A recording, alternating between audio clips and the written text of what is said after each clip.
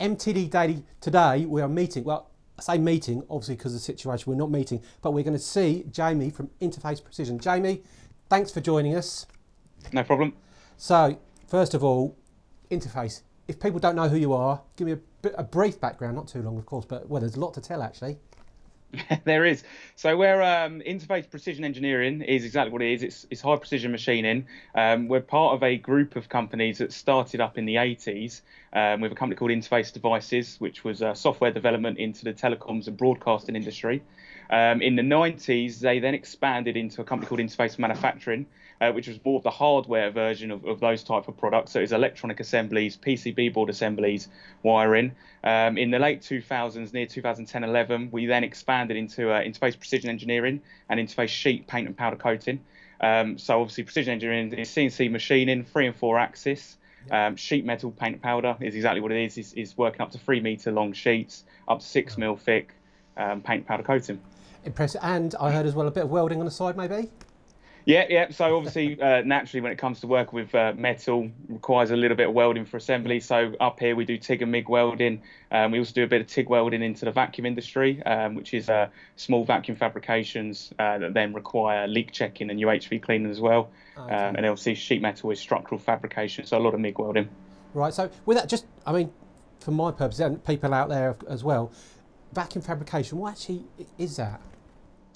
So vacuum is essentially a space where nothing exists. So no gases, no molecular matter. So obviously we don't do all the sciencey bit. We just make the metal components. So it's forming chambers through sheet metal, carton rolled tube. Is then a lot of TIG welding vacuum flanges, which are specific standard flanges, which then eventually gets bolted up and closed off closed off to then be able to pull with a vacuum pump everything out of there to again essentially create nothing. So that's essentially what it is. It's creating an atmospheric level of nothing, which then obviously scientists can do different testing. Yeah. Absolutely. But going back to the engineering side of things, first of all, we'll touch it briefly initially. Is it business as usual? It is at the minute, exceptionally busy at the minute. I think we're suffering with a lot of panic buying in supermarkets, and I think we're seeing that with some of our customers as well, who are clearly trying to stock up on some key items. Yeah. Also, we're doing a lot of critical work for the science industry for this battle, which is electron microscopes and testing equipment. Also doing a lot of components into medical industry, in particular for the ventilator demand. Right, so you're already supplying to that market, but as people probably know out there already, you can register to start supplying. I don't know how that's progressed, but have you actually done that registration yet? We have yet. So on the .gov website, there's a tender out currently for urgency manufacturing for ventilators. So we've registered for that. Yeah. Quite handy. We was already manufacturing in that industry anyway, so obviously we've seen a huge increase in demand at the minute. Okay. We've actually received 2 emails yesterday from 2 of our biggest customers in science and medical, asking for us to seek exemption from any further lockdown. So obviously we can continue to supply them components in this battle. Okay, so taking a quick step. So anybody who does want to get involved, it's a .gov.uk website. I don't know the full hyperlink off by heart, but it's the government website, the .gov website. There's a tender out, so on the tender part of that website, there's a tender out. I'd imagine it'd be front page, to be honest. Yeah, absolutely. Which is calling for any UK manufacturers, really, no matter what skill or capabilities you've got, to try and see if there's any way you can help with the demand. Of course. Well, we'll get that on our sites as well. But you also mentioned there you're getting exemptions from the lockdown. How does that work? Well, and we're getting to work. Yeah, no days off for us here, hopefully anyway. Obviously we're trying to keep all our staff safe as well, trying to maintain 2 metre distance between offices so we can continue to work. But yeah, 2 of our customers who work in the science industry and the medical industry sent us an email to try and seek exemption with our local council. So any further lockdown that might take out or lock down any businesses in engineering, we're trying to seek exemption for that so we can continue to make components that are going into these urgent systems and urgent assemblies that are obviously needed at the moment to try and battle the coronavirus. Okay. That's electron microscopes, that's testing equipment, that's ventilator, medical supplies. So we're currently going through that process. So no days off. Is that you or is that your boss doing that? It ain't me. I've passed that on. Okay. I've delegated that. Excellent. But just for those people out there, you can get that exemption if required. I mean, I don't know the full ins and outs. We just received the emails yesterday. Okay. So, like I said, it's two of our biggest customers are currently fighting this battle to try and make sure key components, key assemblies going into stopping this. They're asking us obviously to try and stay open, so we can continue to supply them. Okay, that's brilliant. I mean, that is really positive in these sort of hard times. But moving on then, so your machine shop, got a fantastic machine shop. I know you made some acquisitions recently. We've actually been out to video a couple of your machines. Two areas I'd like to cover off is your milling and then your turning. So your milling, big fans of Doosan machines, is that right? Yeah, so back end of 2018, we invested into a Doosan D&M 4500, which is just a three-axis machine, three-axis milling machine. But obviously, it's a high-powered machine. We're able to machine a lot of critical components. I've actually been able to try and get some stuff on the shop floor. Wow. So we're able to machine a component like this, for instance, which is got a lot of crucial tolerance in, a lot of crucial milling involved. Okay. We're able to machine that out of solid block and maintain all the correct tolerances. We're actually so it's taking big depths of cut, but also retaining that accuracy as well, which is what you need. Oh, yeah, definitely, yeah. And with that as well, limiting any heat treatment that's needed to try and keep it. We're able to machine it quite parallel and without it moving too much. We're actually invested in another Doosan, a D&M 5700, sorry. Okay. Four-axis capability as well, back end of last year, which has been able to give us the ability to machine further tight tolerance components. Absolutely. When you say the four-axis, I'm assuming it's 3+1, is that? It's 3+1, yes. Yeah, it's 3+1, yeah. But bigger, faster, more powerful than the initial one?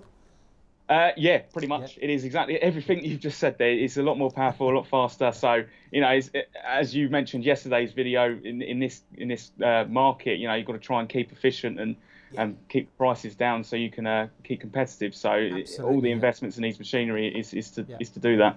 So obviously great fans of Doosan on the milling side, but I know. Well, I wrote this down because it's a classic from Paul from MTD, because he came to see you guys because you bought a Star. You took your first jump into Star, and he said to Lee, who was on camera, if you had 3 feet, you'd have jumped in with all of them. So, I mean, if you know Paul, he lives in a place, well, I won't mention the town, but a lot of people have got 3 feet there, so that's probably where he got that quote from. But have you ever been to Hastings? Okay, well, moving on. We don't want to upset half the country here, but just to confirm, it's a Star SR20 R4 Type B. That's it, yeah. What does that mean? Tell us about it. How's it helped you guys? Yeah, so it's a 3-meter bar feeder. It can machine up to 22.8 mil diameter, I believe, which is just over 7/8 inch. What it's given us, when you go slightly larger, you go non-guide bush, or you got an expansion kit? We've got it's with guide bush capability.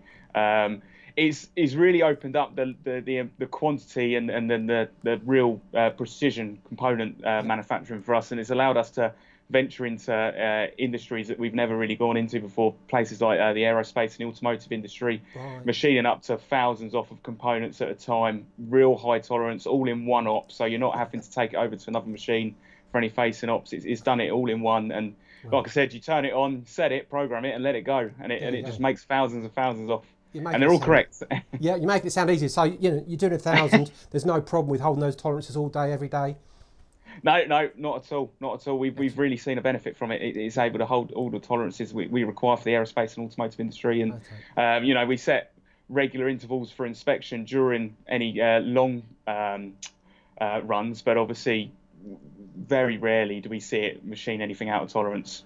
Absolutely brilliant. And I know we did do a couple. Well, Paul did a couple of videos a little while ago, and he said you were doing some smaller parts, 2 ops, 4 minutes cycle time. Now I'm going to put you on the spot here.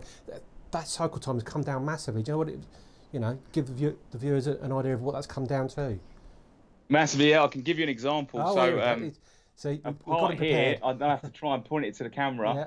A part here we used to take. I think it used to be about 4 or 5 different ops. So you used to be turning ops to rough, not to rough, but to turn the OD and then the inside bores.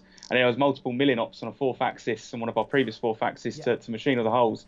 So as you can imagine, it took a lot of capacity, a lot of time. Now we're machining it all in one op on the Star, and it's probably taking a minute and a half. Wow. It's ridiculous the amount of time it's cut off in manufacturing, and that's just one example. It's operator intervention, isn't it? You know, you're moving all that, you're keeping the accuracy and everything like that. Yeah, I mean, we can't recommend that machine enough for any machining company that really wants to go into high quantity work. It's a must-have. Yeah. Well, we're sort of time's running on now, so I'm going to ask one more question. But you say high batches. It's not just about high batches, though, is it? You know, you can do smaller batches with these machines as well. You can, yeah, and we've tried to maintain that. It's something we've always tried to maintain, is the ability to stay competitive in both the high batch market and the low batch market. And again, just with the level of